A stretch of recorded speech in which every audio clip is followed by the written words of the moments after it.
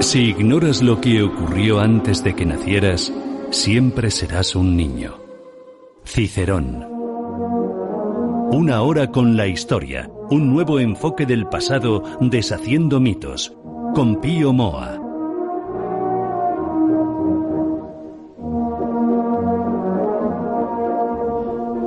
Pues como todas las semanas, una hora con la historia con Don Pío Moa aquí con nosotros. Don Pío, muy buenas tardes. Hola, buenas tardes. Bueno, hoy por teléfono porque... Buenas por decir algo. Por decir algo, porque esto es lo que tenemos. Don Pío, vamos a ver, la semana llevamos una serie de episodios dedicados a la memoria criminal, a la historia criminal del PSOE. En concreto habíamos entrado ya en la fase de... en la fase de la revolución, de la mal llamada revolución de Asturias, ¿no? Del año 34. Y si antes de meternos en materia, no sé si tenemos un editorial. Sí, tenemos un editorial y quiero hablar también de la cuestión económica. El coronavirus va a suponer un desastre económico, parece ser, y además, según algunos economistas, pues aún sin coronavirus ya se venía a venir una crisis. Lo que ocurre también es que unos economistas dicen unas cosas y otros otras. Eso decía Churchill que cuando él tenía un problema económico consultaba a 5 economistas y cada uno le daba una solución distinta. En fin, las cosas, de todas maneras, me parece que sí la situación económica mundial era bastante precaria y es posible que y con el coronavirus pues puede volverse muchísimo peor, claro. Sí. Ahora mismo montones de establecimientos están cerrando, etcétera. Y quería hablar también de este mismo programa. Como saben ustedes, esto viene de un taller de ideas siglo XXI que tenía unas ambiciones bastante mayores que este programa. Tenía la ambición de crear una serie de, pues lo que llaman think tanks, o sea, taller de ideas propiamente, para la situación que se está viviendo en España desde hace años, ¿no? De momento nos contentamos con esto, que económicamente va francamente mal. O sea, siempre ha ido un poco muy ajustado y con dificultades, esto hay que reconocerlo. Hemos hecho lo mínimo que se necesita, son 3.000 euros al mes, esto se consigue unos meses y otros no, y habíamos emprendido una campaña de 300 por 10, o sea, 10 euros al mes para la cuenta de taller de ideas. Esto, los números de febrero son los siguientes. Hubo 36 contribuciones de 10 euros. Hubo 20 de 20 euros, lo cual hace una suma pues totalmente insuficiente. Menos mal que hay algunas, pocas, 3 de 200, algunas de 100 y algunas cosas más, ¿no? Con eso vamos tirando, pero claro, esto para una tarea que quiere tener cierta relevancia, algo más allá que testimonial, pues es insuficiente. Así que volvemos a insistir en la necesidad de llegar a los 300 por 10, con lo cual saldríamos de problemas. Claro que como estamos en una época en que se avecina, parece ser una crisis muy dura, pues, en fin, de todas maneras 10 euros yo creo que ni siquiera a un mendigo le causan grandes problemas. Es una situación muy compleja la que estamos atravesando y efectivamente no hay que bajar la guardia porque programas como este siguen siendo muy necesarios, ¿no? Son necesarios precisamente porque no hay otros como ellos. O sea, la manera como se trata la historia, y sobre todo la historia de España, la historia reciente, en casi todos los medios es siniestra, ¿no? Por no decir algo peor. Es o ridícula o infantil o en fin, no sé cómo llamarla, ¿no? Es una tendencia que tiene relación, claro, con la ley de memoria histórica y todas estas cosas. Una ley totalitaria, según la cual, claro, cuando esta gente no tiene posibilidad de mantener un debate real, pues tiene que recurrir a lo que realmente lleva dentro, que es ese espíritu totalitario, antidemocrático y anti todo, ¿no? Y anti-español, en definitiva. Claro. Bueno, pues vamos a hablar de Oviedo en llamas, ¿no? Oviedo en llamas se va a titular. Sí. Nosotros, quiero hablar también en relación con el blog que estoy pues tratando, el separatismo catalán y otros temas diversos. el separatismo catalán, estoy basándome en un artículo que salió hace tiempo en la revista de libros sobre Gaziel. Gaziel era el director de La Vanguardia de Barcelona, precisamente en la época en que estamos tratando, y ya lo mencionamos, lo asustado que estaba cuando Companys se dedicó a crear una situación de guerra civil en Cataluña, ¿no? Bueno, el artículo este es interesante porque expone opiniones de Gaziel sobre Churchill y la Guerra Mundial, que hoy día no son muy compartidas, y sobre todo por sus opiniones sobre España en general y Cataluña en particular, porque este Gaziel era nacionalista, vamos a decir, relativamente moderado, pero ya veremos que relativamente moderado quiere decir poco moderado. Bueno, pues por ejemplo decía cosas como que Churchill había sido el gran traidor responsable de que el régimen de Franco se mantuviera. O sea, como Varela Ortega, que es un historiador anglómano. En España hay dos tendencias fundamentales, sí, son la anglómana y la lisenquiana o marxistoide, ¿no? Uh-huh. Pues para ellos, pues creen que la actitud y la actividad de Franco en aquella época pues fue un dato irrelevante, que todo venía desde fuera, y desde fuera determinaban lo que iba a pasar aquí sin preocuparse, como si Franco y el franquismo y la situación de España pues fuera una cosa secundaria, ¿no? Que no tuviera apenas importancia, ¿no? Bueno, pero este Gaziel pues acusa también a Churchill, fíjese usted, de encender toda Europa y todo el mundo a sangre y fuego porque Hitler estaba haciéndole con violencia un pequeño recorte a Polonia en 1939. Estaba destruyendo Polonia junto con la URSS. Es una interpretación de lo más llamativa, ¿no? Pero en fin, no vamos a tratar de eso ahora. Bueno, Gaziel era un separatista, que estaba moderado solo por la impresión de que la separación era inviable en fecha previsible, ¿no? Él consideraba que Cataluña estaba amarrada a España, pero, por ejemplo, le había escrito a Companys. Dice, lo dramático de nuestros días para nosotros, los catalanes, es esto. ¿Durará la República lo suficiente en España para permitirnos hacer frente a su inevitable caída? ¿Tendremos tiempo de reforzarnos y organizarnos antes de que se hunda y de hacerlo lo suficientemente para que cuando venga el inevitable derrumbamiento no se derrumben también nuestras libertades? Lo que entendía por libertades, pues, en fin, habría que verlo, ¿no? Bueno, a decir verdad, los separatistas venían pronosticando desde el 98 el inevitable derrumbe de España y siguen en las mismas 120 años después, ¿no? Es su mayor obsesión. Uh-huh. El hundimiento de España abriría el paso a lo que llaman las libertades de una Cataluña que, según ellos, tiene vocación europea.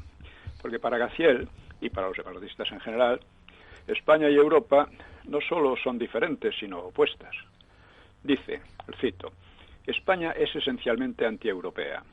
Europa es un concepto que, arrancando de Grecia y de Roma, comenzó a plasmarse en su forma actual con el Renacimiento. Se expandió con la Reforma y acabó de concretarse con las revoluciones democráticas y liberalizadoras de Inglaterra y Francia. España, que ya durante lo que llamamos la Edad Media estuvo un poco separada, fue una rueda excéntrica del engranaje de la cristiandad. Siempre ha combatido en los tiempos modernos contra los principios fundamentales de Europa. Racionalismo, ciencia, técnica, libertad de pensamiento, libertad política, etc. Si Europa sigue existiendo y prosperando, tarde o temprano la España tradicional, la misma hoy que en tiempos de Recaredo, volverá a quedarse al margen de lo que continuará siendo esencialmente europeo. La excepción sería naturalmente Cataluña. Bueno, por lo visto para esta gente, los concilios de Toledo, que un embrión de los parlamentos, el Fuero de León, que fue la primera declaración europea de derechos, las Cortes de León, que fueron el primer Parlamento Europeo, la Reconquista, que fue también una barrera de defensa de Europa, la defensa posterior del continente frente al Imperio Otomano, a la superpotencia de la época, o la exploración y descubrimiento del mundo y expansión de la cristiandad, son hechos insignificantes. Por lo demás, España participó siempre, más tarde, aunque en posición de segundo orden, en el racionalismo, la ciencia, la técnica y las libertades posteriores. Además, este hombre habla de la cristiandad como fundamento de Europa, lo cual es cierto, pero no ignora, o me pretende ignorar, que en general las ideologías que surgieron de la Ilustración eran bastante anticristianas, desde el comunismo, en fin, el liberalismo, etcétera, ¿no? Uh-huh. Y en todo eso, además, Cataluña resultó durante siglos una de las regiones más atrasadas, porque Cataluña y Vascongadas fueron precisamente las regiones que más se opusieron a lo que él llama racionalismo, libertad de pensamiento, democracia, etcétera, ¿no? Fue allí donde hubo y sigue habiéndolo ahora con el nombre de separatismo, ¿no? Bueno, pues si en el siglo XIX y XX Barcelona destacó en la industria, junto con Bilbao, pues fue gracias a un proteccionismo excesivo impuesto por Madrid, curiosamente, y que perjudicaba al resto del país precisamente por ser excesivo. Y además fue la industrialización fue allí en los dos sitios, pues no tuvo ni inventiva ni espíritu de innovación, porque como disponía de un mercado cautivo, gracias a dicha protección, pues no tenía demasiado acicate para innovar, ¿no? El escritor en catalán Josep Pla, el más importante del siglo XX, pues decía: el catalán es copista, es decir, carecía de originalidad. Eso también lo ha sido el resto de España, también es verdad, ¿no?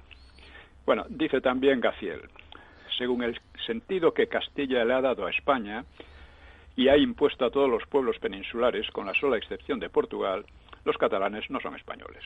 Así pontifica el hombre. Y estamos aquí ante el mito de la España castellana, que ya lo expuso una vez Ortega en una de sus frases vacías. Dice: Castilla hizo a España y la deshizo. Eso lo empeora todavía Sánchez Albornoz. Dice: Castilla hizo a España y España deshizo a Castilla. Bueno, como salta a la vista de quien quiera alejarse de tales fraseomaquias, ¿no? Peleas de frases, ni Castilla hizo a España ni la deshizo, ni fue a su vez deshecha. O sea, basta echar un vistazo desprejuiciado a la Reconquista y a su precedente, el Reino de Toledo, para darse cuenta. Solo en una fase bastante avanzada de la Reconquista, Castilla, que primero obstaculizó la unidad, pues luego se hizo hegemónica, política, económica y culturalmente. Se convirtió en la zona más culta de España, claro. Amplió su ámbito hacia el sur, hacia Andalucía, Castilla-La Mancha, etcétera, o Castilla-La Nueva, y su lengua se hizo común, pero esa lengua han contribuido todas las regiones y posteriormente América. Y también Cataluña, porque la cultura regional catalana expresada en lengua común, en el español común o castellano, pues es bastante más importante cuantitativa y cualitativamente que la expresada en la lengua regional. En cambio, Castilla perdió importancia económica en el siglo XVIII y también en su aportación cultural y política, porque entonces empezaron a contribuir en mayor medida las regiones periféricas sobre la base del tronco común ya de toda España, ¿no? Bueno, en el blog, como digo, estoy tratando estas cosas que yo aconsejaría a nuestros oyentes que las leyeran, porque a menudo se dan por sabidas y luego al final resulta que no lo son o son a medias, ¿no? Bueno, el separatismo catalán hay una mezcla desaforada de narcisismo y de victimismo, ¿no? Que se asienta en un doble mito. Por una parte, una España denigrada y calumniada sin limitación alguna, y por otra parte, una Europa tan idealizada como irreal, y que además conocida solo por tópicos, y que en la península ibérica solo pertenecería a esa Europa Cataluña. Bueno, resulta que en Cataluña y el resto no hay casi ninguna bibliografía sobre Europa. Y mi libro de Europa, una introducción a su historia, pues ha tenido poco éxito. ¿Por qué? Porque aquí todo el mundo es europeísta, pero sabe muy poco de Europa y además apenas tiene interés en saber, ¿no? O sea, baste señalar de momento pues dos cosas, ¿no? Las ideas que expresa Gaziel son las mismas en lo esencial que defendían los regeneracionistas y particularmente Ortega, que la historia de España era una historia enferma, una historia normal, etcétera, ¿no? Que ellos por lo mismo iban a poner como es debido, ¿no? Y a pesar del grave problema que han supuesto los separatismos en España durante más de un siglo, pues no ha habido un solo estudio medianamente serio y abarcador sobre estos dos separatismos, vasco y catalán sobre todo. Ha habido algunos muy meritorios o aspectos parciales, ¿no? Pero los primeros han sido mis trabajos, ¿no? La historia chocante y los nacionalismos vasco y catalán en la República, la guerra y el franquismo, ¿no? Y la democracia. Y poco después los trabajos de Jesús Lainz. Y poco más. Como conjunto, ¿eh? Este hecho ya revela mucho por qué los separatismos han resurgido una y otra vez. O sea, por ausencia de nivel intelectual en España, a pesar de la Edad de Plata, como se llama la época de finales del siglo XIX hasta los años 30, Y del franquismo, porque el franquismo los derrotó en la práctica, pero en las ideas no. Sí. En fin, gran parte del separatismo catalán solo se puede tratar en broma, ¿no? Yo tengo un libro que es una novela, El erótico crimen del Ateneo, que tiene un apartado al final que es una polémica entre separatistas que lo trata en plan de broma, porque recoge todos sus tópicos, recoge todo su argumentario, que es tan demencial que solo se puede tratar así.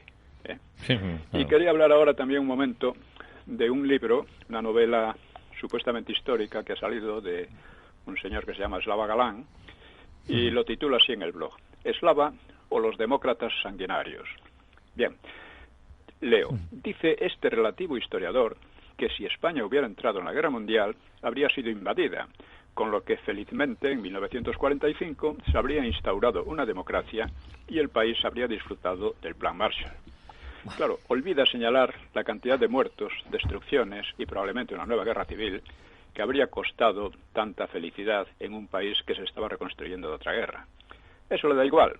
Estos demócratas, entre comillas, siempre han sido así de liberales con la sangre y los bienes de los españoles. Claro. O sea, ya en la Primera Guerra Mundial ansiaban enviar a ella abundante carne de cañón española.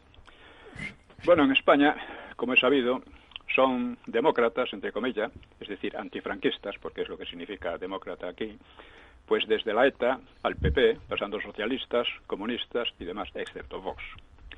A Vox le tildan de extrema derecha por oponerse a las leyes totalitarias de memoria histórica y de género, y a los chanchullos con los separatistas. Así son los miembros de ese club político-intelectual del que forma parte también el señor Slava Galán. Tenemos prácticamente una democracia de partido único, porque todos vienen a ser lo mismo, muy corruptos también. Y claro, uno tiene que preguntarse, ¿qué habría sido el Plan Marshall en manos de estos sanguinarios? Claro. No es difícil imaginarlo, sería un festival de la corrupción. Eso sí, el país estaría satisfecho, invadido, y con esos demócratas, entre comillas, siempre disfrutando de la sangre y los bienes ajenos. Bueno, viene esto a cuento, como digo, de esa novela que ha escrito Eslava para retratar a Franco y a su política durante la Guerra Mundial. Ahí recoge los tópicos, sin faltar ni uno, de la propaganda, que es una propaganda fundamentalmente comunista, porque fueron los únicos opositores reales. Aunque él no es comunista, es más bien anglómano, como dije, pero lo aprovecha todo. Es una lástima, porque yo he leído mucho de Slava Galán, y es una lástima esta deriva que lleva ya años con ella, ¿eh? Sí, bueno, pues uno no acaba de sorprenderse del empeño que esta gente tiene en retratar a Franco como si fuera uno de ellos, como si fuera corrupto y estúpido, ¿no? Como ellos, ¿no? Quizá quepa observar que, dado ese retrato del personaje y de su régimen, pues puede considerarse a Eslava pues cómplice de Franco y del franquismo, porque hizo una fácil carrera de hijo de familia acomodada en aquel terrible régimen, según ellos, ¿no? Para convertirse oportunamente al antifranquismo, como tantos otros héroes de esta democracia, ¿no? Que es una palabra mágica que en España encubre cualquier cosa. Bueno, pues esto lo pongo en relación con el libro ¿Por qué el Frente Popular perdió la guerra? Este libro, que lo acabo de publicar, publicado hace poco, va por la 3ª edición, pero bien podría ser mucho más leída si no hubiera recibido el boicot generalizado de los mismos medios que promocionan la novela de Slava Galán. Si no hubiera recibido el boicot de los caciques que dominan una universidad pervertida y de muchas librerías, que hacen el boicot a mis libros en general, ¿no? Y este en particular. Así que yo me permito recomendar una vez más a nuestros lectores la conveniencia de hacerse con un buen arsenal de argumentos y de datos, porque la lucha contra la memoria histórica es fundamental, ya que esta memoria histórica falsa es la base de muchas de las peores políticas que estamos sufriendo. Bueno, pues nos quedamos con ese detalle y recomendar, como siempre, que se acuda al blog de www.piomoa.es. Muy recomendable, y ahí todas las opiniones de don Pío Moa actualizadas. Y ahora ya nos metemos directamente en lo que venimos contando a lo largo de todas estas semanas, ¿no? Que es la historia criminal del PSOE, y lo habíamos dejado en octubre del año 34 en Cataluña, y en Oviedo, ¿no? Y hoy tocaba hablar de Oviedo en llamas. Sí, es que en Cataluña, como vimos la otra vez, primero fracasó en Madrid el intento, ¿no?, revolucionario, que quería implantar en España, por una parte, un sistema soviético por parte del PSOE, y en Cataluña quería llegar a la secesión, una secesión más o menos encubierta, ¿no? Bueno, en Madrid y en Barcelona, pues claro, al fracasar en los primeros días, pues ya la cosa quedaba muy tocada, pero en Asturias siguió la cosa adelante. Los sucesos de Barcelona, que habían estremecido al país, pues en cambio es que en Madrid nadie llegó a percatarse de la peligrosidad del golpe que había preparado Prieto y los demás, ¿no? De capturar en pleno al gobierno, al estilo como hicieron los nazis en Austria, y en fin, aún hoy permanecen oscuros muchos de los compromisos militares que pudieron haber dado el triunfo a la rebelión, al menos en un principio, porque extrañamente tenían muchos compromisos militares que sin embargo se echaron atrás en el último momento. Bien, en esto influyó también la mala suerte, porque en fin, la mala suerte influye a veces en estas cosas, ¿no?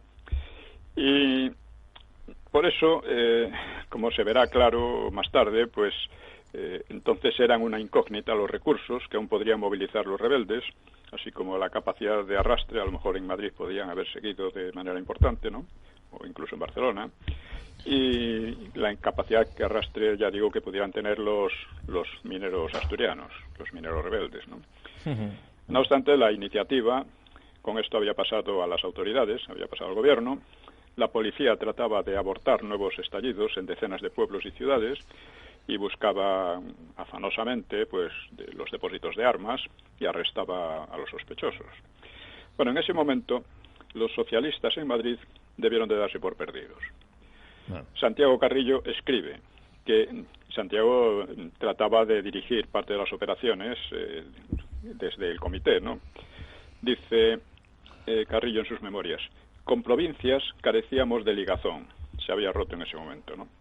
Me entrevisté ese día con Laín y con Melchor, quienes me confirmaron la imposibilidad de dar a la lucha armada otro carácter que el de acciones esporádicas para asegurar la huelga y mantener una atmósfera de inseguridad. Carrillo refiere, parece, esta conversación al mismo día 6, incluso al 5, pero no es verosímil que se desmoralizasen tan rápidamente antes del intento de asalto al Ministerio de Gobernación. Y el 7 por la mañana, Carrillo habló con Largo Caballero y con Prieto en casa de Prieto. O sea, hasta ese punto vivían con cierta sensación de impunidad. Estaban, no en sus casas, pero en Prieto en la suya, sí. Bueno, pues para entonces, dice Carrillo, los más optimistas veíamos la partida perdida. Si tenía alguna duda, me la disipó de Francisco, otro líder socialista, que se negó a dar ningún mensaje para los combatientes, salvo uno en el que insistió firmemente. Si éramos detenidos, teníamos que declarar que el movimiento había sido una reacción espontánea del pueblo. No me diga que no eran finos. Eran delincuentes hasta el final. Sí, hasta el final. Pero, y tergiversadores y luego también una pizca de cobardes, ¿no? Claro, sí. Lo único que les interesaba era seguir armando el lío de la guerra civil, etcétera, y ya está.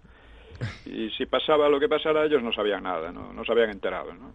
Pues esto es así, y sigue siendo así, es su mentalidad, ¿no?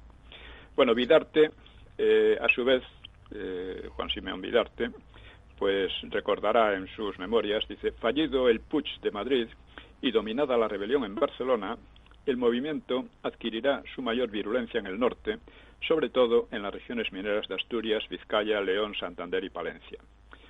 Bien, pero estos focos, así como los rescoldos en Madrid y en Cataluña, pues serían pronto apagados, con la excepción de Asturias. Bueno, pues pasamos al día 7, porque venimos tratando esto día tras día. El 6 se había acabado lo de Cataluña de una manera un tanto ridícula. Pues el 7, que era domingo, amaneció soleado en Asturias.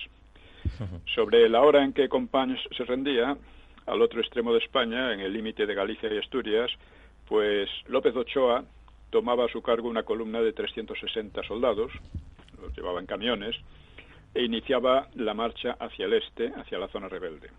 López Ochoa, ya lo hemos dicho, vale la pena recordarlo, era masón, curiosamente se puso del lado del gobierno y luego lo pagaría con que le cortaran la cabeza en el 36, ¿no? Sí, efectivamente, y la pasearan por Madrid, ¿no? La pasearan por Madrid, Sí. ¿no? Bueno, pues dice, la moral de la tropa era muy baja y el general tuvo que emplearse a fondo para elevarla. Él mismo sufrió accesos de desánimo, según cuenta en su relato de todo aquello, ¿no? También al amanecer, al otro lado, o sea, en el sur, en Vega del Rey, que era la entrada del sur de Asturias, pues el general Bosch advertía que se había metido en una trampa, porque estaba cercado por una hueste de rebeldes que estaba bien parapetada en los riscos que flanqueaban la carretera, ¿no? A los revolucionarios les preocupaba aquella puerta que estaba a la zona minera, y en aquella puerta pues los gubernamentales estaban acumulando fuerzas. Mieres solo distaba de allí 19 kilómetros. Así que para cerrarles el paso, el comité revolucionario, pues llegó a movilizar a 3.000 mineros y metalúrgicos, eso según un periodista, José Canel, autor de un relato de los hechos, ¿no? Nos estamos basando sobre todo aquí en los relatos, sobre todo de la propia izquierda, ¿no? Así, por la costa, llevaban esa mañana al puerto de Gijón, el Musel, pues llevaban el crucero Libertad y 2 cañoneros con soldados que enseguida salieron a desalojar del casco viejo a los rebeldes. El crucero los apoyó con 4 cañonazos, o sea, tampoco fue un verdadero masivo. Nada exagerado. Sí. Desembarcó también a un batallón para auxiliar a Oviedo. Oviedo estaba a 28 kilómetros al interior de Gijón. El batallón avanzó muy lentamente, o sea, empleó 3 días hasta avistar Oviedo. E inmediatamente retrocedió a Gijón sin haber hecho nada. Es una cosa curiosa que el comandante tuvo una misteriosa conferencia telefónica y a continuación se pegó un tiro. Son de estos incidentes extraños que no tienen una explicación clara, ¿no? Y en cambio a Oviedo pues afluían nuevas columnas de revolucionarios que querían aplastar una resistencia que era más tenaz de lo que habían calculado.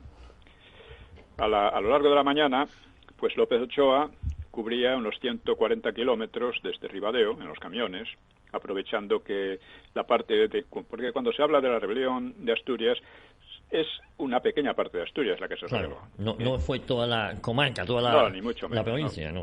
Fue el oeste de la región permanecía en calma, así que pudo pasar sin ningún problema, ¿no? Luego ya entró en la zona revolucionaria y ocupó Grado, con lo cual obligó a los rebeldes a refugiarse en las montañas próximas. Y quedaban en ese momento pues 13 kilómetros hasta Trubia, que era un objetivo muy importante porque era la fábrica de cañones, a menos de la que se habían apoderado los revolucionarios, ¿no? Pero la ruta hasta Trubia seguía el desfiladero de Peñaflor, y López Ochoa recuerda en su libro que entonces allí había sido derrotada y casi destruida una columna francesa a las órdenes del general Sebastiani por los guerrilleros, así que andaba con cierto reparo, ¿no? Y aún así, pues bravuconeó retadoramente sobre su intención de atravesarlo y recuperar Trubia y su fábrica, ¿no? Y lo braveaba así en público, contaba con que los espías de los rebeldes les informaran y les indujeran a emboscarse en la garganta de Peñaflor. Bien, esa jornada la aviación bombardeó por primera vez Mieres, hizo muertos y heridos. La víspera los aviones habían tirado octavillas en la zona minera, informando del fracaso revolucionario en el resto del país y exigiendo la rendición. Claro, porque las noticias que daban los rebeldes eran completamente distintas. Todo el país estaba en llamas y sublevado, según ellos, ¿no? O sea, sin embargo, la lucha continuó. Los rebeldes siguieron con su ofensiva en Oviedo, asaltaron el depósito de máquinas y la estación ferroviaria, y después tomaron también la comandancia de carabineros, que había entorpecido sus comunicaciones allí. Capturaron también la central de telégrafos, y también tomaron sin lucha el estratégico edificio de la universidad, que había sido abandonado por los militares. Este edificio era muy grande, y desde allí tuvieron otra iniciativa, que era capturar la catedral, porque desde su torre gótica pues se dominaba gran parte de la ciudad. Y solamente 25 hombres, entre soldados y guardias de asalto, pues se apostaron en el interior de la catedral, después de romper la puerta a hachazos, y adelantándose por muy poco a los sublevados. Y ese día, estamos hablando del 7, sí, surgieron los primeros incendios. Uno fue el convento de Santo Domingo, otro fue el Palacio Arzobispal, y durante todo el día los rebeldes estuvieron bombardeando la ciudad todo lo que pudieron. El humo, en fin, hubo tal cantidad de humo sobre la ciudad que amortiguaba la luz y los rayos del sol. Las calles estaban sembradas de cristales que saltaban con los tiros. Esto cito de otra obra de la época, y con las bombas de dinamita, porque emplearon la dinamita muy a fondo, claro. Multitud de coches y ambulancias de la Cruz Roja pues circulaban constantemente, ¿no? El episodio de Santo Domingo, del convento de Santo Domingo, fue especialmente dramático, porque al ocupar el edificio, los insurrectos fusilaron a numerosos monjes y seminaristas. Esta era otra de las cosas que se iban a repetir en la guerra civil, ¿no? Cuando se reanudó la guerra civil en el 36, ¿no? Dice: el superior del convento muere gritando «Viva Cristo Rey». Este grito de guerra que los representantes de una época inquisitorial pronuncian en medio del fragor de la pelea enardece a los revolucionarios, los que pegan fuego al convento. Eso lo cuenta un anarquista presente que se llamaba Solano Palacio. Madre mía. Claro, estas salvajadas han quedado, a pesar de que hay cierta tergiversación, porque el Partido Socialista se sigue sintiendo orgulloso de todo aquello, ¿no? Sí. El Partido Socialista se siente orgulloso de todos sus crímenes, que es lo grave. Porque cuando llega la transición se suponía que había aprendido de la historia, que se había civilizado, por así decir. Y no es que se civilizara, es que al llegar a la transición era demasiado débil pues para volver a lo de siempre. Pero recordemos que ya empezó primero declarándose marxista, pidiendo acabar con la economía de mercado, con la monarquía, hablando de autodeterminación. En fin, fue así. Luego tuvo que cambiar porque veía que con eso no iba lejos, pero abandonar teóricamente el marxismo, nunca lo sustituyó por nada, y así, ¿no? Y efectivamente el hecho de que se sientan orgullosos de todas estas atrocidades ya indica lo que son. Y eso es el peligro, porque la derecha les ha dejado vía libre para que calumniaran a los otros todo lo que quisieran y soltaran sus versiones, ¿no? Pero cuando uno va a sus propios documentos y a sus propios políticos, lo que decían y tal, pues la cosa queda clarísima. Sí. Claro. Bueno, pues durante unas horas el Comité Revolucionario pues se le ocurrió una estrategia de altos vuelos. Dice, se plantea concentrar nuestras fuerzas en un solo frente, el de Campomanes, o sea, en el sur, por donde estaban avanzando los militares, ¿no? Los gubernamentales, ¿no? Sí. Dice, se trata de organizar un ejército invasor, de ocupar Campomanes y de iniciar la marcha sobre Madrid. Para esta acción estamos seguros de poder reunir unos 30.000 hombres. Tras un amplio debate, queda desechada esta propuesta. Oviedo no está aún enteramente en nuestro poder. Abandonar este frente confiado en un simple retén supondría un grave peligro. Al parecer, no les angustiaba la amenaza que se cernía sobre ellos desde el mar, desde Gijón, ¿no? Y siendo más previsores, los insurrectos de Avilés habían obstruido la estrecha boca del puerto hundiendo al mercante Agadir cargado de carbón, ¿no? Sí. Es decir, estaban dudando entre concentrar todas sus fuerzas hacia el sur, avanzar hacia Madrid. En León tenían también mucha fuerza los insurrectos, o acabar primero con Oviedo. Y se decidieron por acabar primero con Oviedo. Bueno, y mientras tanto, cuenta Carrillo que en Madrid, dice, a medianoche de ese día, 7 de octubre, cenábamos una modesta tortilla a la francesa, mientras cambiábamos impresiones sobre los últimos acontecimientos. Cuando llamaron, a la puerta del estudio de Quintanilla. Estaba en el estudio de un pintor que se llama Quintanilla, que colaboró mucho con ellos y que escribió unas cosas verdaderamente repugnantes sobre el Alcázar de Toledo, ¿no? Nos metieron a cada uno en un coche. Dice, era la policía, dice, llamaron a la puerta, era la policía que procedió a nuestra detención. Nos metieron a cada uno en un coche con 2 guardias, uno de los cuales mantenía el cañón de su pistola en el costado del detenido, y cruzando Madrid se oían con frecuencia tiroteos y los guardias estaban tremendamente tensos. Al llegar a la Dirección General de Seguridad, nos encerraron juntos en un calabozo. Agentes de... Bueno, tal vez Carrillo, yo creo que comenta lo de la modesta tortilla a la francesa, porque la prensa de derecha se regodeaba en el jamón y los vinos de marca que supuestamente engullían cuando fueron detenidos. O sea, que era falso lo de... Pero, en fin, es que muchas veces la propaganda de derechas no es mejor que la otra, ¿no? Es puramente efectista y con muchas trolas muchas veces, ¿no? Bueno, sí, claro. Dice, agentes de policía enseñando sus pistolas y haciendo sonar las balas en sus bolsillos nos injuriaban, amenazándonos con no salir vivos del trance. Sin embargo, el propio Carrillo dice que el interrogatorio a cargo de un capitán entonces célebre, represor llamado Santiago, dice, le pareció casi versallesco. Un interrogatorio casi versallesco, lo dice Carrillo, ¿eh? Y fiel a la consigna que habían recibido, pues dijo Carrillo que no tenía ni idea de la dirección del movimiento, que no sabía nada. ¿Qué es esto? Claro. Y el otro, pues versallescamente, pues parece que le creyó, o por lo menos hizo como que le creía, ¿no? O que le daba igual. Sí. Bueno, aquel mismo día 7, pues debió de ser cuando Prieto, después de pelearse un poco con Largo Caballero, se había enfadado por el rumbo de los acontecimientos, pues se separó de él. A través de contactos, pues el embajador mexicano ofreció a Prieto acogerse a la legación de México. Y Prieto rechazó la oferta y se ocultó en el domicilio de otro conocido dirigente socialista, que era Fernando de los Ríos. Pero allí se sintió inseguro, así que fue a refugiarse en casa de Ernestina Martínez de Aragón, que era hija del primer fiscal de la República y una mujer muy piadosa. Y dice Prieto, a mi dormitorio llegaba constantemente el rumor de las oraciones de Ernestina, que rogaba por mí. Pues en aquel seguro escondite se pasó casi 3 semanas hasta que se le presentó la ocasión de huir a Francia.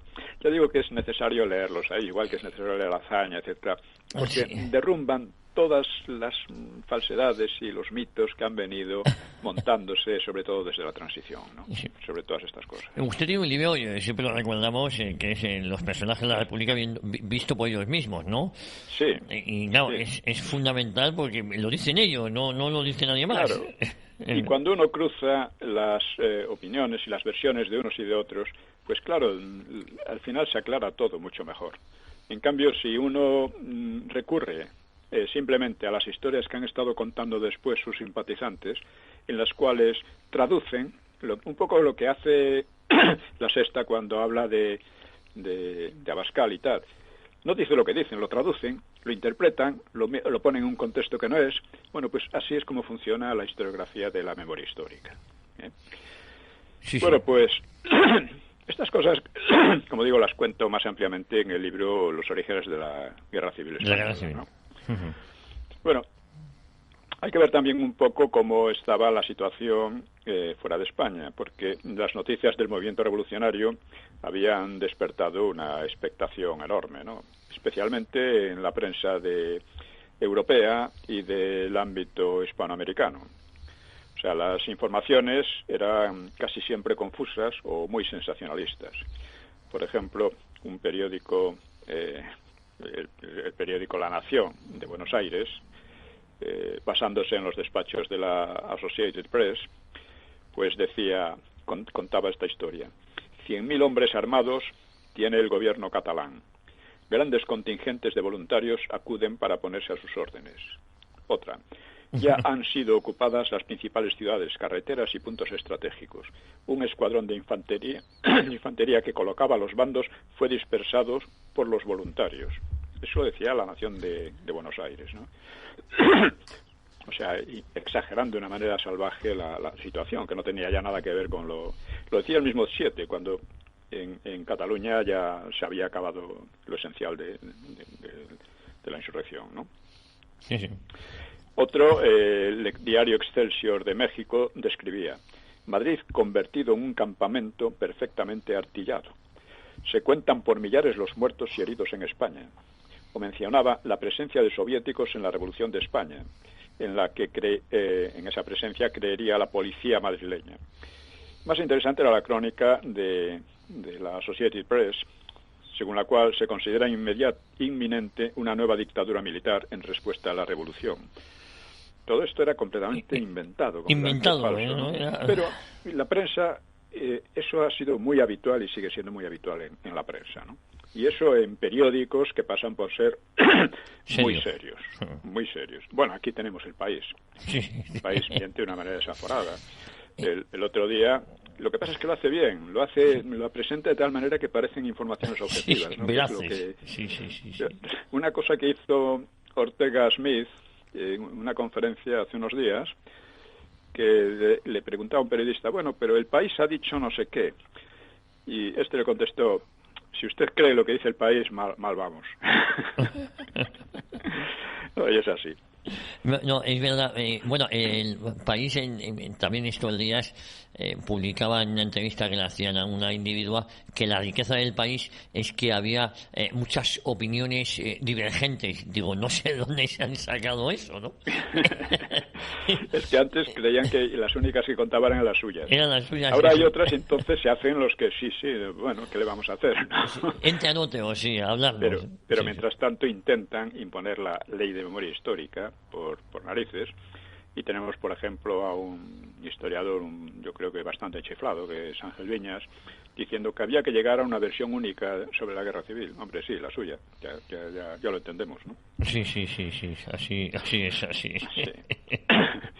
Bueno, en Rusia posiblemente despertaba más interés todavía las noticias. No es que hubiera aquí, digamos, representantes de la Unión Soviética, aunque de hecho lo eran los socialistas, porque lo que perseguían era instaurar lo que decían, lo que llamaban la dictadura del proletariado, como denunciaba Besteiro, ¿no? Sí. Y por otra parte estaban los comunistas, que era un partido pequeño, pero que estuvo también muy mezclado en toda esta insurrección. Pues el diario Pravda se felicitaba de la lucha heroica y gigantesca que, según ese periódico, habría perspectivas nunca vistas para la Revolución Española. Gracias a los proletarios españoles, que los proletarios españoles están curados de la enfermedad de las ilusiones democráticas. Estaba diciendo la verdad. Pravda, y por una vez respondía a su nombre. Pravda significa verdad, ¿no? Sí, es la primera vez, ¿no? Sí. La Internacional Comunista, o sea, la Comintern, pues preparaba una estrategia de propaganda y apoyo exterior a los revolucionarios, tratando de comprometer en ella a la Internacional Socialista, porque el PSOE pertenecía a la Internacional Socialista, no a la comunista. A pesar de ello, su línea política era muy parecida a la comunista y muy poco a la socialdemócrata, ¿no? Bueno, pasamos entonces al día 8. Al día 8 de octubre, ya de 34. ¿Cuánto nos queda? Justamente 14 minutos. Bueno, creo que podremos decir algo. Sí, 14 minutos. Bueno, pues la columna de López Ochoa madrugaba para salir de Grado. Envuelta en una espesa niebla, pues se enderezó hacia la garganta de Peñaflor. Recordemos que es donde se trataba de que se apostaran los revolucionarios. Pero poco antes de llegar a ella, pues giró hacia el norte, rumbo a la costa, a toda velocidad. La velocidad que le permitían los obstáculos y cortes de carretera, que lo sabía, ¿no?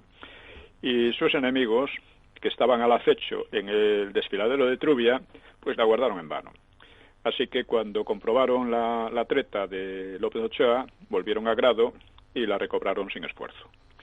De acuerdo con otras versiones, pues los rebeldes emboscados en Peñaflor apenas pasaban de media docena. Si fue así, pues habrían demostrado una imprevisión total. O sea, es la lucha psicológica por, desprestigiar a unos y a otros, ¿no? Sí. Bueno, poco después de mediodía, el general alcanzaba su primer objetivo, que era Avilés, y que estaba casi toda en poder de los insurrectos. Esa tarde, al otro extremo de la franja rebelde, los revolucionarios y las tropas, al otro lado, quiere decir, al extremo sur, parlamentaban en Vega del Rey, que estaba en el camino hacia Mieres, que era la capital realmente de la insurrección. Dice: un teniente tiende la mano. Los nuestros hacen lo propio. Comprendemos que los representantes del enemigo vacilan. Se llega a un acuerdo en lo referente a suspender el fuego mientras se retiran por ambas partes los muertos y heridos. Pero no así en lo referente a la rendición del enemigo. El enemigo no se rinde. El simple hecho de que las fuerzas gubernamentales se hayan decidido a parlamentar con los revolucionarios demuestra el pánico que se ha apoderado de ellos. Esto lo asegura Grossi, un poco ingenuamente. Grossi era del POUM, uno de los poquísimos del POUM, o sea, de los semitrotskistas, vamos a decir, comunistas semitrotskistas que estaban allí y que escribió un libro interesante. Grossi anotará también para aquel día, recordemos que Franco terminaría relevando a Bosch por su forma tan... timorata, ¿no? Sí, tan timorata, ¿no?, de luchar, ¿no? Pues también Grossi dirá que aquel día, el siguiente, hubo un recrudecimiento en las reticencias e intrigas entre los comunistas y los socialistas.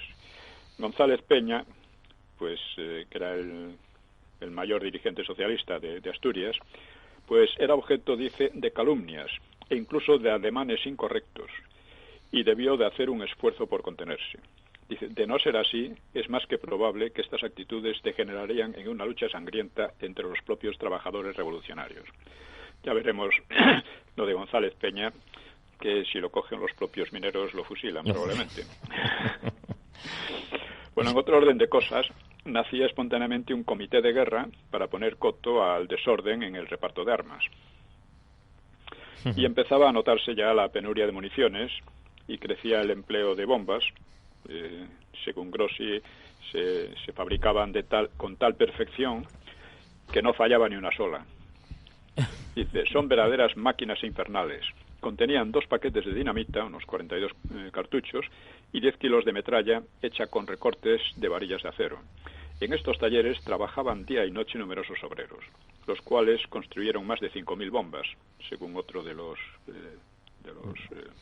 testigos, ¿no? De los testigos allí presentes, sí. Bueno, en Oviedo, los rebeldes concentraban sus energías contra la fábrica de armas de la ciudad. Una anécdota, dice: un muchacho de 17 años, con audacia increíble, se acerca a la verja de la fábrica con los cartuchos de dinamita colgados de la cintura, y con un cigarrillo que va fumando, pega fuego a la mecha y uno a uno los lanza contra los pabellones. Vuelve a buscar más explosivos una y otra vez.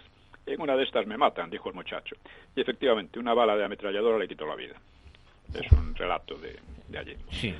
El coronel que defendía la fábrica de armas, se llamaba Jiménez Veraza, pues vacilaba hasta el punto de que fue autorizado a retirarse, siempre que destruyese antes el armamento que se guardaba allí.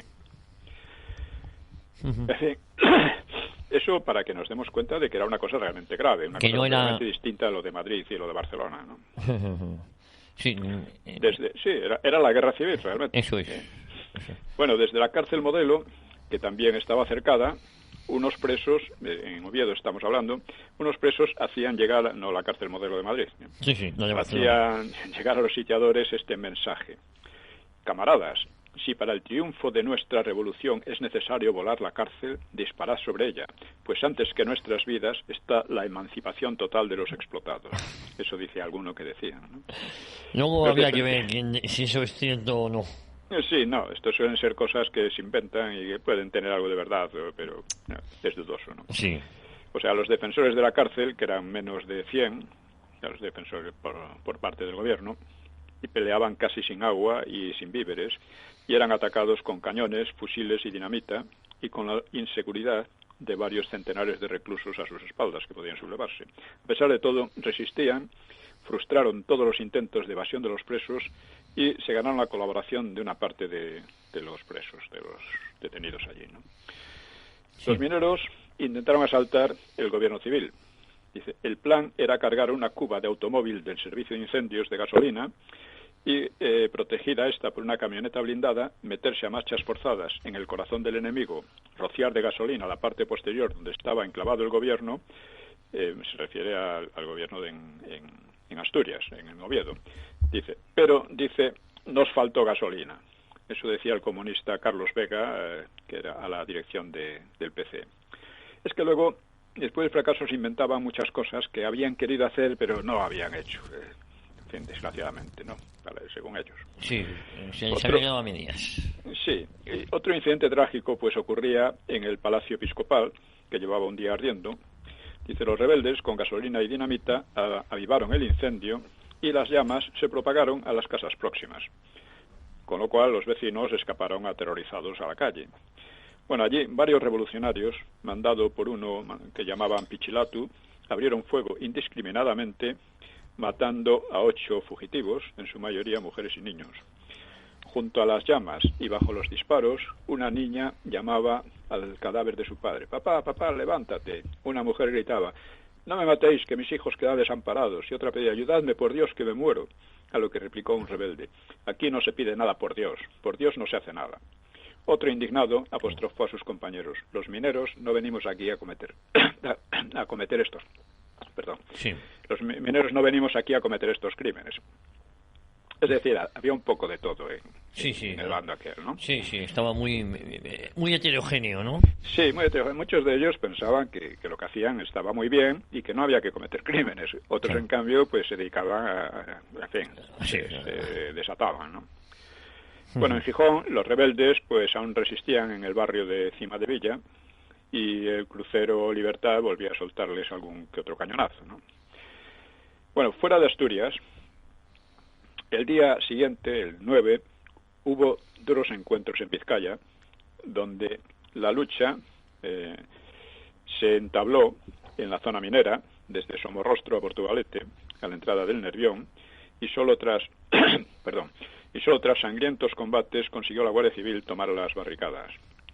En León y Palencia continuaban los disturbios, hubo quemas de iglesias, muerte de algunos clérigos, muerte de asesinato, claro, guardias y empresarios.